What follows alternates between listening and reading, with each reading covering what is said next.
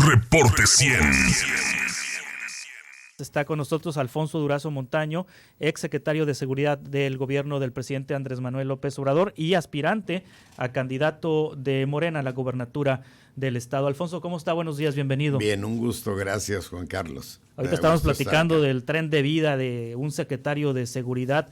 No es de Dios eso, ¿no? O sea, estarse levantando a las 2, 3, 4 de la mañana y dormirse a las 10, 11 de la noche y levantarse a las 4 de la mañana. ¿Cómo es el tren de vida de un secretario de Seguridad? ¿Es el puesto más complicado? Bueno, yo creo que en la coyuntura es una responsabilidad altamente complicada. En la coyuntura, porque recibimos el país en condiciones gravísimas de inseguridad. Ha ido mejorando en prácticamente la mayoría de los estados, en 21 según los indicadores del Secretariado Ejecutivo de Seguridad Pública, pero hay 11 donde las cosas siguen complicadas o se han complicado aún más, como es el caso de Sonora. Pero con los instrumentos con los que ahora cuenta el gobierno de la República para enfrentar la seguridad, la inseguridad, el cumplimiento de esta responsabilidad de secretario se va a ir estabilizando en la medida que se estabilicen pues, los niveles de seguridad en el país. ¿Cuántos años, Alfonso? ¿Cuántos años para que llegue eso? Porque se ve así como que la luz al final del túnel se ve, pues bastante lejos, ¿no? A ver, particularmente en Sonora, es todavía o apenas se ve la luz del túnel. Pero hay estados, por ejemplo, que afortunadamente las cosas han mejorado. No digo, Juan Carlos, que no haya problemas. Siempre habrá problemas de inseguridad. Pero, por ejemplo, La Laguna, que fue históricamente, estuvo entre las 10 zonas de mayor incidencia criminal en el mundo, ya no es noticia. ¿Y por qué allá sí y aquí no, Alfonso, siendo usted de aquí de Sonora? A ver, ya no es noticia Tamaulipas. No. Ya no es noticia Sinaloa. Pero ahora es noticia Sonora. Ahora es noticia Sonora. Las fosas. Primero. Las incursiones armadas en Caborca. Claro. La matazón de policías en Guaymas, en Empalme. Sí. 10 muertos el fin de semana en Ciudad Obregón nada más. El fin de semana. Ahora, la nota está en Sonora, Alfonso. ¿Qué pasó? Sí.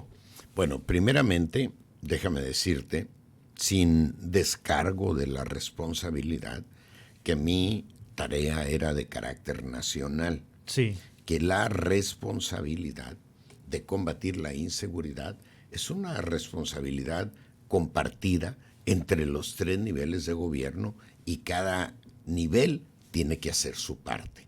Yo te puedo decir que el gobierno federal hizo un esfuerzo extraordinario por contener y mejorar la seguridad en el estado, pero no puede sustituir las responsabilidades de ningún nivel de gobierno. O sea, ¿esto está así porque el gobierno no jaló el estado y el municipio? No, a ver, te pongo un dato. Y no me vaya a salir con la neutralidad política porque ya no es secretario usted para no hablar políticamente claramente de esta situación. Yo interpreté ayer en su conferencia de prensa de que en Sonora el gobierno federal hizo lo necesario. De hecho, menciona usted cifras, 2.600 elementos de la Guardia Nacional en estos 2 últimos años en comparación con 200 que tenía Peña.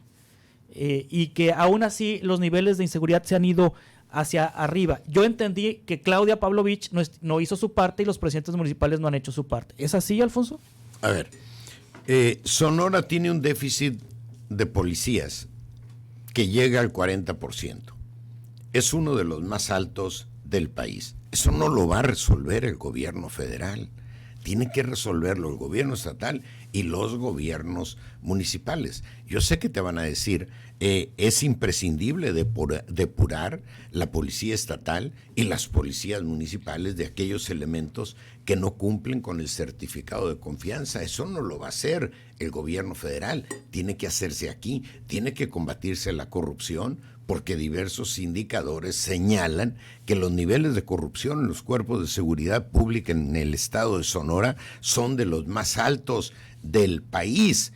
Por eso yo digo que que el gobierno federal hizo su parte de manera extraordinaria.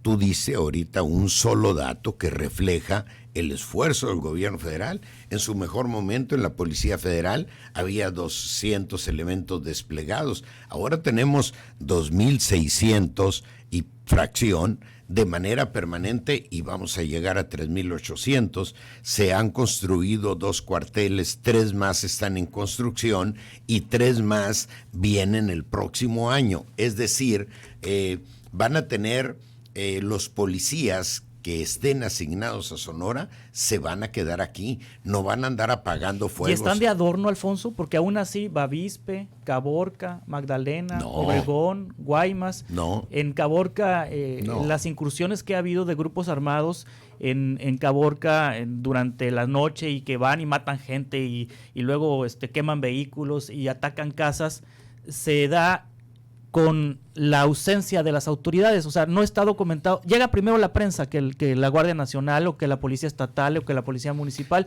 y ya llegan después, o sea, a las horas cuando ya pasó todo.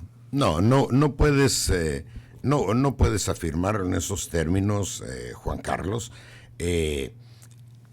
La Guardia Nacional, aún con estos elementos, es insuficiente. Pero la Guardia Nacional no viene a sustituir a las policías estatales, a la estatal, ni a las municipales. Por ejemplo, en el caso de la tragedia de Bavispe, llega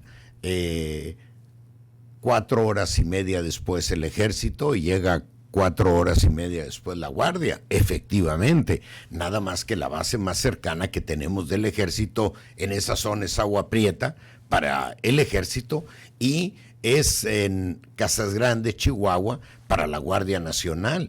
¿Qué hicimos ahora? Se construye un cuartel en Bavispe y se acerca la capacidad de respuesta a una región históricamente olvidada. Y hay otras. Por ejemplo, está en proyecto se está construyendo un cuartel para la Guardia en Caborca que nos va a dar, va a darle al gobierno, estoy hablando como si todavía tuviera la responsabilidad, va a darle al gobierno una mayor presencia en la zona y una capacidad de respuesta más inmediata. Juan Carlos, tenemos que entender que el problema de la inseguridad es producto de un largo proceso de descomposición y que no se va a resolver de un día para otro, nos guste o no, porque un cuartel en Bavispe no lo construyes de un día para otro y no solo se necesita ese y no solo se necesita los 2,690 elementos que tiene ahorita la Guardia en Sonora. Para el próximo año se tienen programados que llegue a 3,800, pero las policías municipales tienen que depurarse, tienen que capacitarse, tienen que pagárseles mejores. Hay policías en Obregón a los que se les pagan 8,000 pesos en buen plan. ¿Qué puedes esperar de un policía que cobra o que sobrevive con 8,000 pesos, que se convierta lamentablemente en halcón para completar sus ingresos? Y ese es el caso. Hay colusión de la Policía Estatal, hay colusión de la Fiscalía de Justicia con el crimen organizado de las policías municipales. A ver, hay corrupción. Corrupción. ¿Y colusión? Corrupción. Y la corrupción normalmente desemboca en colusión.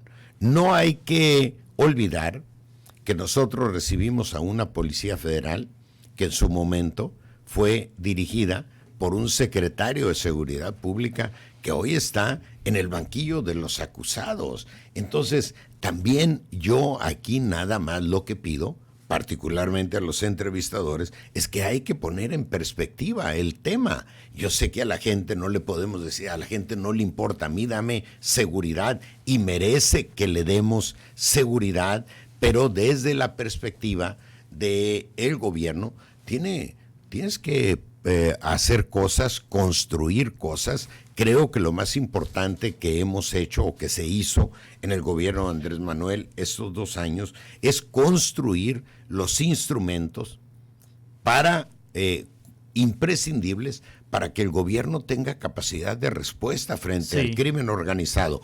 Con una policía, a ver, Juan Carlos, dame un minuto, con una policía como la que recibimos, 18,000 elementos de la Policía Federal para darle seguridad a 130 millones de mexicanos y a un país de más de 2 millones de kilómetros cuadrados y además penetrada, corrompida, penetrada por la corrupción, eso es imposible. En el caso de Colombia, que es un país más o menos la mitad de México, tiene una Policía Nacional de 180,000 elementos. Pues a eso esperamos con la Guardia Nacional, nada más que eso no se construye de un día para otro. Y la Guardia Nacional que hoy tenemos con 97,800 y pico de elementos desplegados, operativos desplegados de manera permanente, no se construye de un día para otro, Juan Carlos. Ni el 40% de déficit que tiene la policía en Sonora se construye de un día para otro.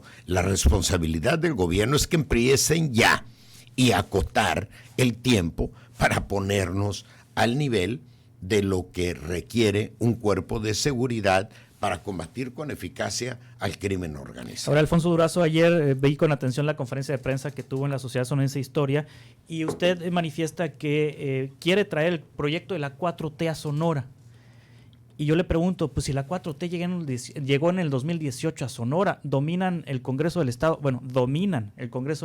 entre comillas, tienen las principales presidencias municipales del Estado de Sonora en Morena. Es decir, la 4T ya está en Sonora y... No. ¿Y por qué? O sea, Juan el Carlos. Congreso el Congreso del Estado de Sonora, los diputados que tenemos de Morena, no han tocado ni con el pétalo de una rosa a la gobernadora Claudia Pavlovich. No han sido contrapeso. Con excepción de Hermosillo, que ha tenido un trabajo más decente, la alcaldesa de Hermosillo, han sido un total fracaso las autoridades municipales de Morena o emanadas de la coalición. Entonces, ya está la 4T en Morena y ha demostrado incapacidad, Alfonso. A ver. ¿Cómo le va a hacer? A ver, Juan Carlos, pero entre lo que tiene Morena, no mencionaste tú al gobierno del Estado, porque no hay liderazgo político superior al gobierno del Estado. No hay instrumento más importante. Pero tienen el Congreso local, Alfonso. No. Todo lo que ha querido la gobernadora ha pasado gracias a los diputados de Morena. No tenemos el gobierno del Estado. Pero tienen, por ejemplo, la deuda en diciembre pasado, se la aprobaron a la gobernadora. Los diputados de Morena, los que dicen que no van a aceptar deuda y que no deben de endeudarse, pues no. Mira, yo... A lo que voy es, ya están aquí. ¿Qué han hecho, Alfonso? No, a ver, Juan Carlos, yo puedo explicar la inexperiencia, que sin duda la tenemos. Yo no podría explicar jamás la corrupción. Sí, por el manejo más hábil y perverso, incluso, bien del PRI, bien del PAN o bien del gobierno del Estado, que sabemos que se da, yo podría explicarlo solo en función de la inexperiencia, pero yo no metería las manos jamás por alguien que haya incumplido en virtud de un arreglo indebido. Sí. Necesitamos al Congreso, pero también necesitamos al gobierno del Estado. Recuerda que el Congreso legisla, el que ejecuta es el gobierno del Estado y es un instrumento imprescindible que históricamente, Juan Carlos, sabemos ha estado al servicio de un grupo de poder político que luego se volvió económico y luego se volvió hegemónico. Hay que romper con ese grupo, hay que rescatar. ¿Quiénes son? Eso me gustaría preguntarle. Ayer lo dijo. Hay un grupo de poder político y económico hegemónico que controla el gobierno del Estado desde hace 30 años. Más. Desde hace 30 años.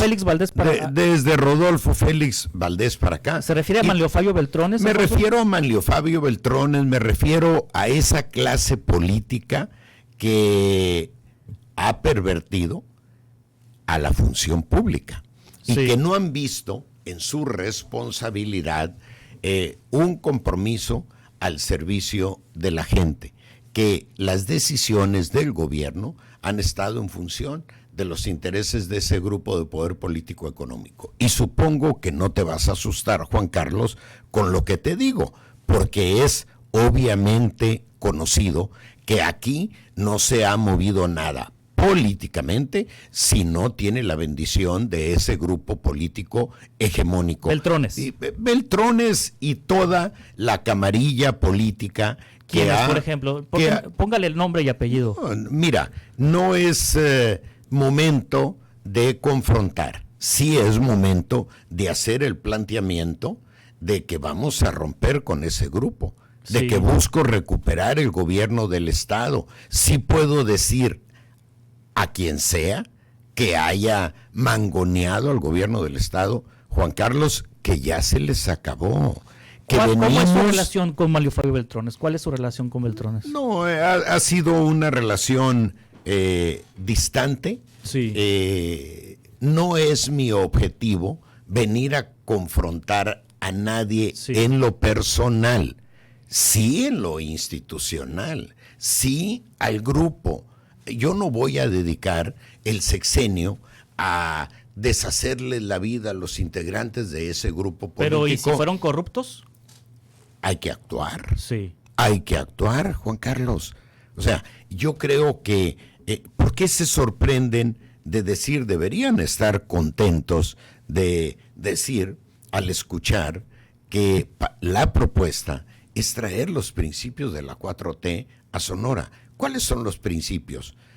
No robar, no mentir, no traicionar al pueblo, gobernar con austeridad, combatir la corrupción y poner las decisiones del gobierno al servicio de los que pasan el día con el sudor de su frente. Y si tú estás 10, 15 horas en la talacha, por muy bien que estés económicamente, también pasas el día con el sudor. ¿Y por qué no empezaron desde el 18 en las presidencias municipales y en el Congreso? Insisto, o sea, está bien traerlo en el 21 al gobierno estatal, al Poder Ejecutivo, pero ya tuvieron una oportunidad y, Alfonso, sí han sido un fracaso.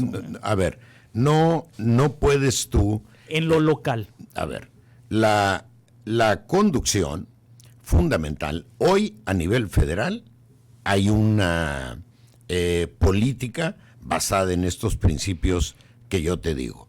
No hay corrupción en los altos niveles, no digo que no haya corrupción en otros niveles, pero tú no vas a encontrar a un García Luna en el gabinete del presidente López Obrador. O sea, eso no se hace de un día para otro. Ahora, llegamos al poder, es cierto, y en algunos casos hay que recordar que cuando se postularon a los candidatos, no había llegado la ola y no teníamos la posibilidad del inventario de cuadros con los que hoy cuenta Morena para postular. No voy a meterme aquí a calificar el desempeño de ninguno de los presidentes municipales. Te reitero, yo puedo explicar en su desempeño si hay deficiencias, la inexperiencia, porque es la primera vez que han asumido la responsabilidad. Si hay corrupción, no podría yo jamás explicarla. Y cada quien tiene que hacerse responsable de su desempeño. Sí. Pero no me quites tú el instrumento fundamental de transformación en el Estado, que es la gubernatura, es el titular del Ejecutivo. Si regresamos al ámbito de la seguridad, ¿qué hace un presidente municipal? Por ejemplo, en el caso de las finanzas del Estado están en terapia intensiva, las finanzas municipales están en terapia intensiva. Si no se aplica un programa de austeridad, es imposible liberar recursos para destinarlos primero a sanear las finanzas públicas. Si no combates la corrupción, que en el caso de Sonora lamentablemente es muy alta según indicadores del INEGI y del Instituto Mexicano del Consumidor, no puedes abaratar el costo del gobierno porque la corrupción le impone costos muy altos. Cuando en el sexenio de Salinas había un hermano al que le llamaban Mr. 10%, el señor 10% que administraba la corrupción. Hoy el 10%, dicho con todo respeto, no te lo acepta ni la iglesia. Es francamente una ingenuidad hablar de un 10%. Entonces, hay que combatir la corrupción, hay que dejar de gastar en lo que hoy es superfluo para dedicarlo a lo fundamental. Pero antes que todo eso, es imprescindible contar con el gobierno como instrumento al servicio del interés general y no al servicio de un grupo político. Eso es lo que le ha pervertido la función pública. Hay que integrar el gobierno, Juan Carlos, no con cuates, con compadres, con amigos, con cómplices, no, hay que integrarlo con los mejores sonorenses disponibles para la tarea, y eso es posible si las condiciones en las que recibirá el gobierno son sumamente complejas. Se requerirá un equipo de gobierno del más alto nivel profesional, de la mayor honestidad, del mayor compromiso social, de la mayor sensibilidad, y los vamos a encontrar. No necesariamente están en este momento en Morena. La campaña será ocasión para encontrar a esos cuadros, a esos perfiles. Yo creo, tú eres muy joven, Juan Carlos, pero hace algunas décadas Sonora ocupaba solo el segundo lugar entre los estados fronterizos, antecedido solo por Nuevo León. Sin embargo, Sonora fue perdiendo paulatinamente su importancia entre los estados de la República, y la razón fundamental es la corrupción. La corrupción ha obstaculizado el desarrollo de Sonora. No puede ser que Chihuahua crezca al doble de Sonora, Coahuila crezca al doble o al triple de Sonora, cuando ninguno de esos estados tiene las ventajas comparativas que tiene Sonora.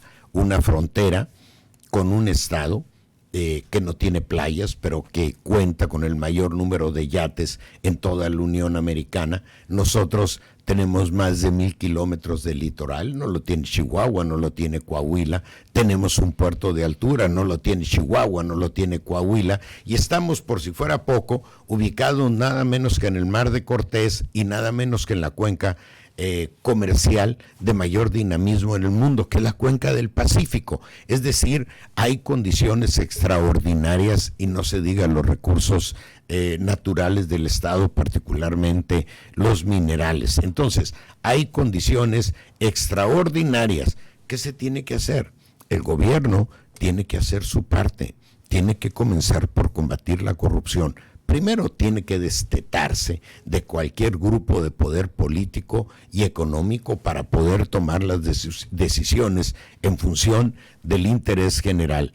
Tiene que reducir sus gastos, tiene que dejar esta vida cómoda en la que se han movido por sexenio tras sexenio. Sí. Ha venido el PAN y sucedió lo mismo, ha venido el PRI y sucedió lo mismo. No va a suceder lo mismo con Morena, con Alfonso Durazo, como no está sucediendo lo mismo a nivel nacional con Andrés Manuel López Obrador. Venimos con un compromiso, con una convicción. A estas alturas de mi vida no me mueve nada material, sí me mueve el deseo de merecer el honor de un reconocimiento social por un desempeño honesto, eficaz y comprometido al frente del gobierno. ¿Cómo le va a hacer del para Estado? que este glamour que implica ser el candidato apoyado por el presidente, el candidato que tiene, el posible candidato que tiene pues las preferencias electorales en este momento? Porque bueno, yo me acuerdo allá cuando estaba en otra radio, un grupo así en la XCDM, usted era diputado de MC, ¿no? De Convergencia. No. Era diputado federal. No, era de la coalición propuesto por Morena. No, pues ni existía Morena. No, por Sí. eso, pero la Sí. formalidad jurídica era el registro a través de un partido de la coalición. Era el único diputado federal que hacía contrapeso en aquel entonces. Era el único. Llegaba usted solito ahí, caminando solo a la cabina y demás, así. Sí. Y Sí. ahora pues veo todo un aparato así gigante para cuando lo reciben, así como si fuera, me acordé de Beltrones, cuando venía Beltrones hace años, que había un culto a la beltronalidad, en lugar del culto a la personalidad, culto a la beltronalidad. ¿Cómo va a ser para sustraerse de todo eso? Porque ahorita lo están buscando empresarios, lo están buscando organizaciones, lo están buscando porque pues ven que usted puede ser el próximo gobernador de Sonora. ¿Cómo le hará para que no lo envuelva esa parafernalia y esa... O sea, a mí me gustaría ver a Alfonso Durazo de diputado federal de aquel entonces, así sin tanto aparato, pues, ¿no? A ver, primero, a estas alturas de mi vida... 3 fotógrafos y un camarógrafo y así. A ver, no, ni siquiera sé que están acá. Bueno, ahorita entraron como 3. No, a ver, a estas alturas de mi vida es muy difícil modificar un estilo sencillo que he tenido toda mi vida. Mis 15 minutos de fama no van a ser la gubernatura, mis 15 minutos de fama ya pasaron. No me mueve el escaparate, no me mueve absolutamente ninguna vanidad de esa naturaleza, ninguna superficialidad. Somos pocos los que podemos decir. He sido siempre, yo digo, Juan Carlos, que yo siempre he servido para servir, he servido a mucha gente. Afortunadamente nadie puede decir que me ha centaviado y eso es francamente excepcional. Que me busquen, qué bueno que me busquen, es obviamente la ventaja electoral, despierta legítimamente el interés de personas, de empresarios, de grupos. El problema no es tener relación con esas personas ni con esos grupos, sino que no haya compromiso condicionante con ninguno de ellos. Pues ellos quieren compromiso, ¿no? Quieren hacer negocio. Quieren hacer negocio. Ajá. Y si es legítimo tendrán la oportunidad de hacerlo con el gobierno, pero no a partir de un acto de corrupción. Sí. Esa es la gran diferencia. Y harán un negocio que sea útil al interés general y no a un grupo de poder político y hegemónico. Sí te digo algo, en este momento tengo una seguridad personal que no es producto de una decisión mía, sino de una decisión institucional que tiene que ver con el objetivo de proteger a un exsecretario de seguridad que tomó decisiones que afectaron a organizaciones criminales. A mí francamente no me gusta, pero no puedo ser... Bueno, no me refiero a eso, eso se comprende, ¿no? No puedo ser ingenuo. No puede tener seguridad, no puede tener seguridad. No podemos ser ingenuos. Recibimos amenazas generales, pero también recibimos amenazas particulares. Entonces, no puedo ser ingenuo, pero aún así es bastante sencillo el equipo de seguridad en virtud de que no acepto más, Juan Carlos. Y sí te digo una cosa, nunca he sido un hombre de aspavientos, de pompa, de tambores, de alfombras rojas, jamás en mi vida, ni en mi mejor momento. Y ya es tarde a estas alturas para cambiar mi vida sencilla, mi vida tranquila, sin poses, por una vida de fanfarrias y locuras que usualmente se hacen en etapas anteriores de una... ¿Gobernador de 6 años o de 3, Alfonso Durazo? ¿Se va a alborotar por la presidencia de la República? No, gobernador de 6 años. Yo creo que hablar a estas alturas de la presidencia de la República, francamente, no tiene Pero sentido. es que luego algo les pasa en el Palacio de Gobierno que se la llegan a creer tanto que pueden ser hasta candidatos a la presidencia. Pues yo me acuerdo de Eduardo Burz, que quería ser presidente. Guillermo Padres también alguna vez lo manejó como posibilidad. Claudia Pavlovich pues salen hasta las encuestas nacionales. En algún momento se promovió también como posible candidata a la presidencia. De Armando López Nogales no me queda claro. Creo que Armando López Nogales no aspiraba a muchas cosas, pero no me queda claro. Pero Mario Fabio Beltrones sí, o sea, luego les entra la onda de querer ser presidentes. Bueno, es parte de la frivolidad que los envuelve. Ahora, si alguno de ellos hubiese hecho un gobierno estelar merecidamente notorio y reconocido a nivel nacional, hubiese sido legítimo que aspiraran, pero solo en virtud de la pompa que los envuelve, de el pago a medios, a periodistas que se dedican a quemarles incienso. Bueno, pues eso obviamente no tiene ninguna posibilidad. La verdad es que esas, que dijéramos, campañas no trascienden el ámbito estatal. No, yo creo que hay que venir a cumplir con la responsabilidad, obviamente por 6 años, y merecer como pago el honor de contar con el reconocimiento de la gente por un desempeño comprometido, un desempeño limpio, un desempeño eficaz, un desempeño honesto, austero, sencillo, como creo que debe de ser. Nada excepcional, como lo hace Andrés Manuel López Obrador, como lo hice como secretario de Seguridad en estos 2 años y como lo hice toda mi vida. En buen plan, Juan Carlos, tú no registras ni siquiera en los momentos aquellos en los que Luis Donaldo era, en mi condición de secretario particular de Luis Donaldo, él era un hombre austero. Él era un hombre sensible, socialmente comprometido por razones de origen de Magdalena, pero él era un hombre austero y honesto en un medio corrupto y en un medio lleno de fanfarrias y de glamour. Él lo pudo hacer y yo lo hice junto con él. Lo he seguido haciendo después de su muerte. Fui secretario particular de un presidente de la República y tú no registras ni registrarás jamás ni un acto de corrupción, ni un acto de fanfarrias y alfombras rojas y aviones del Estado Mayor Presidencial para venir a Sonora. Jamás. Y jamás, te puedo decir, saqué un solo boleto de avión de Los Pinos para venir con mi familia a Sonora.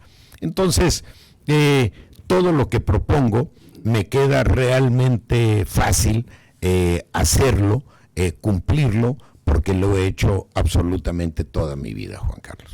Alfonso Durazo, finalmente le pregunto, ¿qué sigue en este proceso rumbo a la candidatura a gobernador de Morena? Ya vienen las campañas internas en diciembre próximo. Bueno, lo que sigue es que el Comité Ejecutivo Nacional de Morena publique la convocatoria para que quienes tenemos alguna aspiración, todos aquellos que tengan alguna aspiración, conozcan los términos del proceso de elección y una vez lograda la candidatura, entrar a la precampaña que inicia a mediados de diciembre, concluye a fines de enero, luego hay un paréntesis y viene luego la campaña a partir de la primera semana de marzo y hasta el día de la elección. ¿Qué sigue? Talacha y más talacha. Sí. O sea, que es lo único que te puede sacar adelante en la gubernatura y es lo único que te puede sacar adelante en el cumplimiento de la responsabilidad como gobernador. Yo trabajo, mi estimado Juan Carlos, desde que tengo memoria. He tenido muchas oportunidades políticas, legislativas, administrativas en mi vida pública, pero no me he brincado ningún escalón para llegar a donde estoy, absolutamente ninguno, y no me voy a brincar el escalón tampoco para ser gobernador. Trabajaré a ras de suelo, como lo hice para lograr ser senador, y eso es lo que haré para senador, es lo que haré para lograr ser gobernador del estado. Gracias, Alfonso Durazo. Que le vaya muy bien. Juan Carlos. Alfonso Durazo, aspirante a candidato a gobernador por Morena, aspirante a candidato. Reporte 100.